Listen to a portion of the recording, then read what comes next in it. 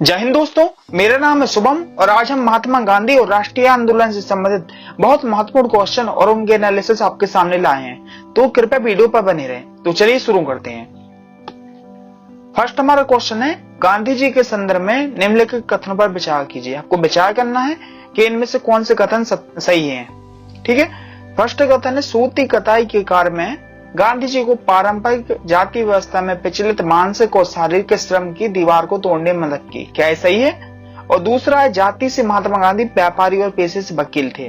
आपको ये बताना है कौन सा कथन सही है। केवल फर्स्ट, केवल सेकंड, फर्स्ट और सेकंड दोनों, ना तो फर्स्ट ना तो सेकंड। आपको इसका आंसर देना है।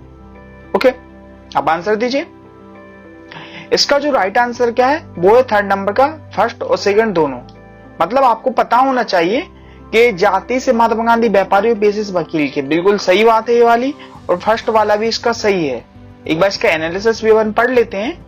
ठीक है, फरवरी 1924 में जेल से रिहा होने के बाद महात्मा गांधी ने अपना ध्यान घर में बुने कपड़े को बढ़ावा देने तथा छुआछूत को समाप्त करने के लगाया। ये बिल्कुल सही बात है। सूत कताई के कारण गांधी जी को पारंपरिक जातीय व्यवस्था में प्रचलित मानसिक और शारीरिक श्रम की दीवार को तोड़ने में मदद की। बिल्कुल सही बात है। आपको पता है गांधी जी अपने यहाँ सूत बुनाई कार्य करते थे।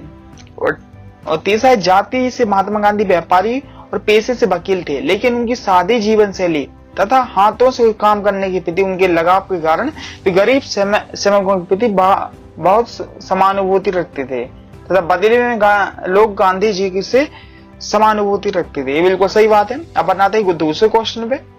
सूची फर्स्ट और सूची सेकंड को सुमेलित कीजिए। आपको मिलाना है आपस में। आपके सामने सूची है। महात्मा गांधी द्वारा नोखाली के हिंसाग्रस्त इलाकों का दौरा कब हुआ था? कांग्रेस मंत्रिमंडल का तय कौन से किस ईयर में हुआ था? बारदौली किसान आंदोलन कब हुआ था? चंपारण आंदोलन कब हुआ था? आप एक बार इसको मिलाइए। मैं आपके सामने ये आंसर लाता हूं, आप एक बार मिलाइए, कोशिश कीजिए एक बार आप। ठीक है, इसका मैं आपको बता देता हूं। ठीक है, कि जो महात्मा गांधी द्वारा नोखाली से हिंसा के इलाकों का दौरा ये कब हुआ था?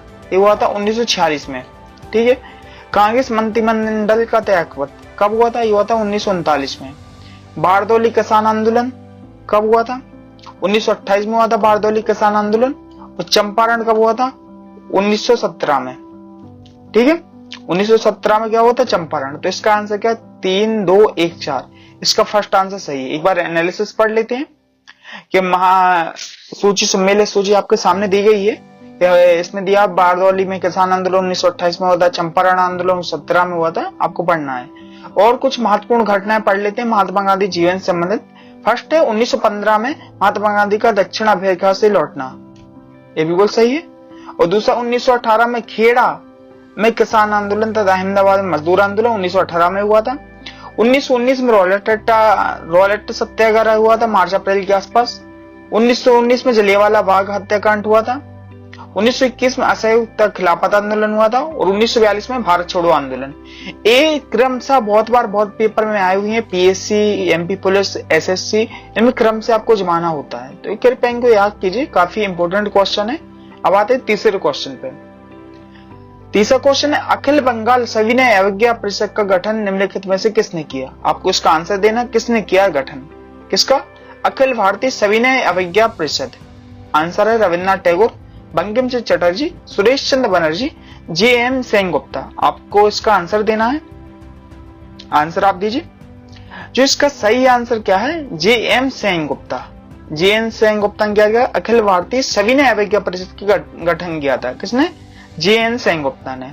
एक बार इसका एनालिसिस पढ़ लेते हैं कि अखिल बंगाल सविनय अवज्ञा परिषद गठन जे.एम. सेनगुप्ता ने किया था। ये बिल्कुल सही बात है। अब बताइए फोर्थ क्वेश्चन पे।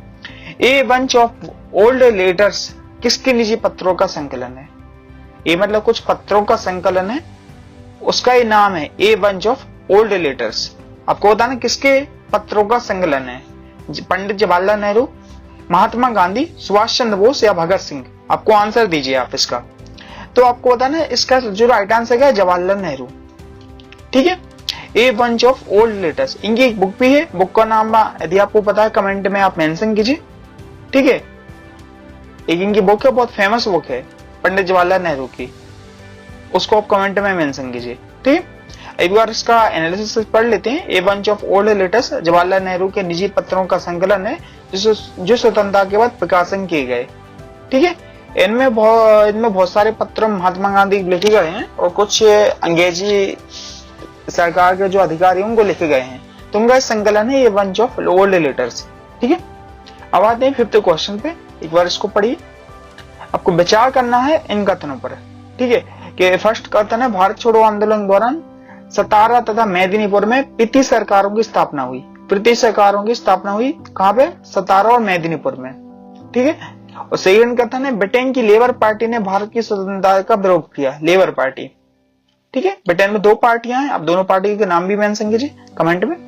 तीसरा क्वेश्चन है कैबिनेट मिशन मुस्लिम लीग तथा कांग्रेस को एक ऐसी संघीय व्यवस्था पर राजी करने का प्रयास कर रहा था जिसमें भारत के भीतर विभिन्न प्रांतों की सीमा स्वायत्ता दी जा सकती है। सीमित स्वायत्ता की बात हुई है यहाँ पे कैबिनेट मिशन में। आपको इनमें से कौन से कथन सही है? केवल फर्स्ट, सेकंड या थर्ड? First, second, third. आपको इसका आंसर देना है। आंसर आप दीजिए। ठीक है, तो पहली बात हम आपको बता देते हैं, ब्रिटेन की लेबर पार्टी ने भारत की स्वतंत्रता का विरोध नहीं किया था। एक क्वेश्चन गलत है, दूसरा वाला ऑप्शन गलत है, दूसरा गलत है। इसके बाद फर्स्ट और थर्ड इसका सही आंसर है। तो इसका आंसर क्या है? तीसरे नंबर का इसका राइट आंसर है। मतलब सतारा था मेदिनीपुर में ब्रिटिश सरकारों की स्थापना हुई थी, बिल्कुल सही बात है।